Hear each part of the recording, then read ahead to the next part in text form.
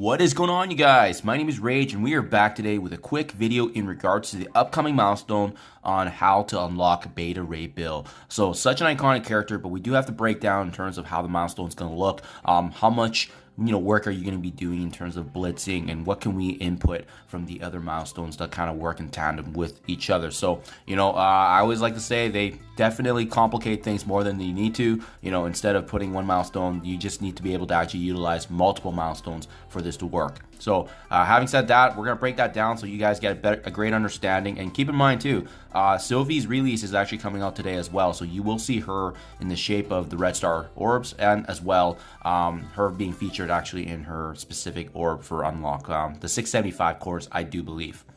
So, Voyage of Scuttlebutt, guys. This is essentially the core milestone here that is going to be surrounding the unlock of Beta Ray Bill.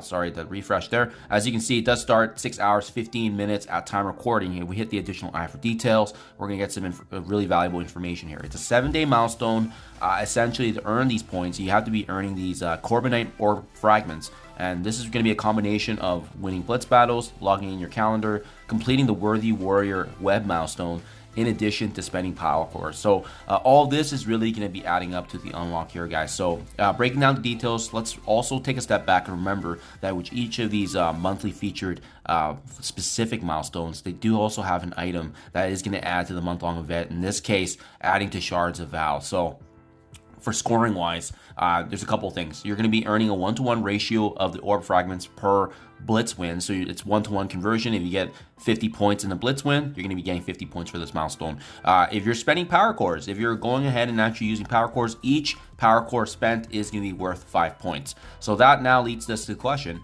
how difficult is this milestone? What are some targets that we want to be aiming for? Well, I always like to break things down by taking a look at where the featured item is, because this is typically where most players are going to be focusing.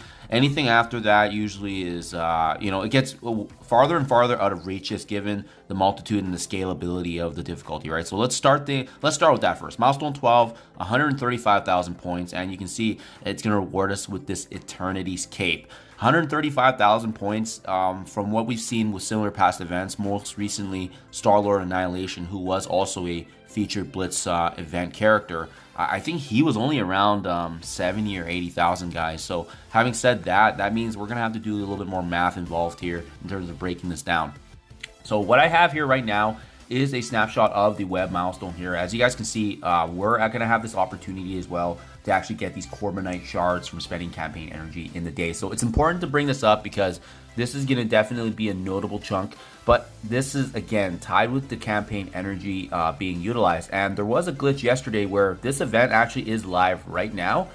So it's a day earlier, so we actually can get an earlier shot of actually accumulating points for this. As you can see, I've already made some gradual progress here, but if you guys are able to spend 2,400 power cores per day, we're essentially getting a total of 6,000. I don't have milestone 1 showing. We're getting a total of 6,000 fragments per day, and then you multiply that by 7, that's going to translate to 42,000 out of the 135. So it's a really, really notable chunk. However, like I said earlier, 2,400 campaign energy, it means you're going to be coring more than 200 cores per day in order to hit that, in addition to staying on top of your game and refreshing energy. So we'll have that inputted.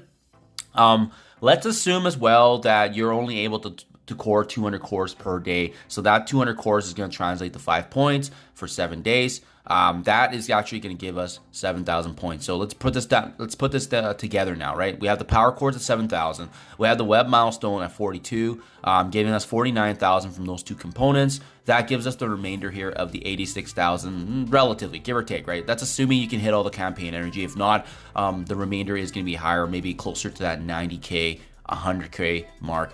Even right now, guys, I'm using the historical averages of what we've seen from Blitz wins. Even as of right now, we're looking at about 5 rotations per day. And what does 5 rotations mean? It means you're cycling through all your Blitz teams at least 5 times per day, assuming you're getting around anywhere from 40 to 45 wins out of those 50 teams that we have available in the game. So in other words, guys, it's pretty hard. Like if we're looking at this milestone now for this Eternity's Cape, it's pretty darn hard to actually hit this, in the sense that there's going to be a lot of blitzing. You're going to have to be doing a lot of rotations, and I'm hoping that the login and the calendar at least has some additional points. But to be honest, based on what we've seen historically, it's not a lot. Like, we're going to have to utilize some of the free claims potentially from the store to see what that bottleneck would be. But I would say it's not doom and gloom, guys. Like, this Eternity's Cape is definitely nice to have. But let's take a look. Let's go back here and see how I'm doing in the month-long event. I mean, realistically, do I need it? I mean, you know, like, the Eternity's Cape is only worth... Yeah, it's actually the most there out of all the items. It's huge, right? 80,000 points, so it's going to push my 430 to at least 510. But it still doesn't hit the last Asgardian Orb fragments here. So, I mean, at the end of the day, we're at the point where everything here is a bonus. So, I mean, it's not doom and gloom in the sense that you have to hit it. But it is unfortunate that they've decided to, you know, put such an iconic character tied with shards and his specific item to be a little bit more difficult from what we see in the past Blitz. I would say this is definitely a level higher than the Star-Lord Annihilation, if you guys didn't like that one. But I don't think still not as bad as the Kang Blitz event that we've seen in the past, but still like similar level in terms of the number of blitzing. So I encourage players to try and blitz it as much as they can to get shards. Thankfully, this event item, this Eternity's Cape, is the goal, but it's not the release method, right? So for Scuttlebutt, in terms of for Beta Ray Bill, for this Scuttlebutt event, for actually unlocking Beta Ray Bill, you'd actually only need about 33 orbs, give or take, with the RNG. So it's actually not terrible, because keep in mind, we got the 5 shards before from him with the daily free claim. Hopefully you guys were able to take advantage of that. And if we assume that each orb is about 2 to 3 fragments, only utilizing about 33 to 34 orbs should be able to get the job done. And you'll be able to hit that way before this Eternity's Cape. If you're able to blitz and just get his unlock, I think that's more important. So I think at the end of the day, guys, make sure you're assessing, you know, what your goal is here. I'm gonna be trying for this Eternity's Cape, but at the end of the day, the unlock of Beta Ray Bill is definitely more important.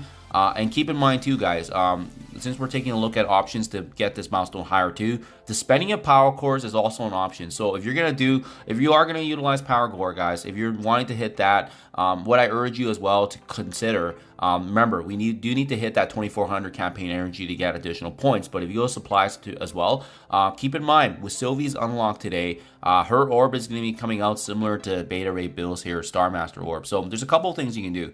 You can use the power cores to actually get more shards of Beta Ray Bill, or you can do the same thing for Sylvie's orb as well, and that's going to help you at least with the power cores. With 675 cores multiplied by 5, I mean, you're getting over 3,000 points each time you open one of these orbs. But again, it's going to be dependent on whether or not you want to use this resource. Power cores is definitely one of the most coveted resources in the game, just because it's so limited in terms of the way you can earn it. But it can definitely add to this milestone. It's just a darn shame that they decided to make this event for such an iconic character harder than it needs to be. I thought they were going to be, you know, scaling things down given from what we've seen in past events. But yeah, darn unfortunate. We're looking at about 30, 33, 34 orbs to unlock him, give or take some RNG. But if you guys are ultimately going for the monthly event, then, like I said, my game plan will be the Eternity's Cape to try and blitz if I can. But at the end of the day, I also understand it's not going to be, you know, a big loss, a big L if I don't hit that, just because it's a lot of blitzing involved. And again, guys, this is all subject to change, depending on, maybe they'll get some player feedback to actually give us some points that we need to actually make this an easier event. Anywho, that's it for today, guys. Good luck in your guys' blitzing. Good luck with the event festivities. Let me know what you think in comments below if you guys are deciding to go ahead for it or just going for the unlock. Thank you as always, and I'll catch you guys in the next one.